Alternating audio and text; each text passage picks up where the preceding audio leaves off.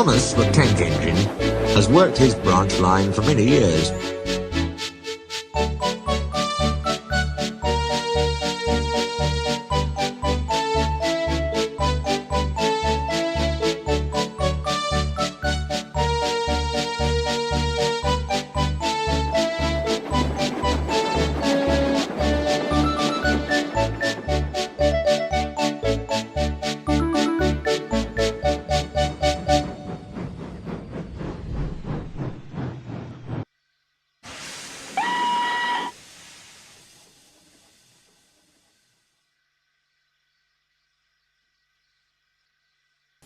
"You know just where to stop, Thomas," laughed his driver.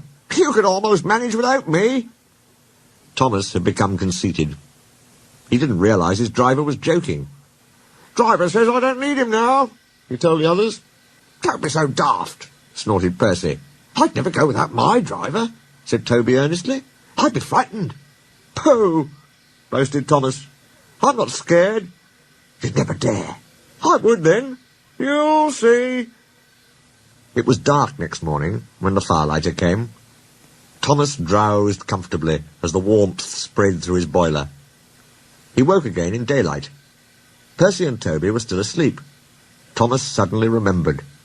"Silly stick in the muds," he chuckled. "I'll show 'em. Driver hasn't come yet, so here goes." He cautiously tried first one piston, then the other. They're moving, he whispered. "I'll just go out, then I'll stop, and wheesh! That'll make 'em jump." Thomas thought he was being clever, but really he was only moving because a careless cleaner had meddled with his controls. He soon found his mistake. He tried to wheesh, but he couldn't. He tried to stop, but he couldn't. He just kept rolling along. "The buffers will stop me," he thought hopefully. But that siding had no buffers. It just ended at the road. The station master's family were having breakfast. They were eating ham and eggs. Thomas's wheels hit the rails and crunched the top. There was a crash. The house rocked, broken glass tinkled, plaster peppered their plates. Thomas had collected a bush on his travels.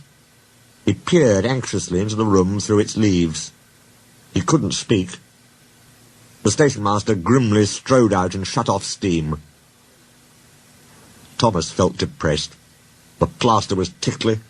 He wanted to sneeze, but he didn't dare in case the house fell on him. And Donald and Douglas, puffing hard, managed to haul Thomas back to the yard. His funnel was bent.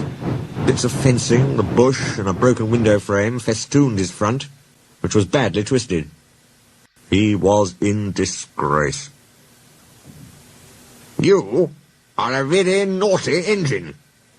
"I know, sir. I'm sorry, sir." Thomas's voice was muffled behind his bush. "You must go to the works and have your front end mended. It'll be a long job." "Yes, sir," faltered Thomas. "Meanwhile," said the Fat Controller, "a diesel rail car will do your work." Diesel, sir?" Thomas spluttered. "Yes, Thomas. Diesels always stay in their sheds till they are wanted. Diesels never gallivant after breakfast in station masters' houses.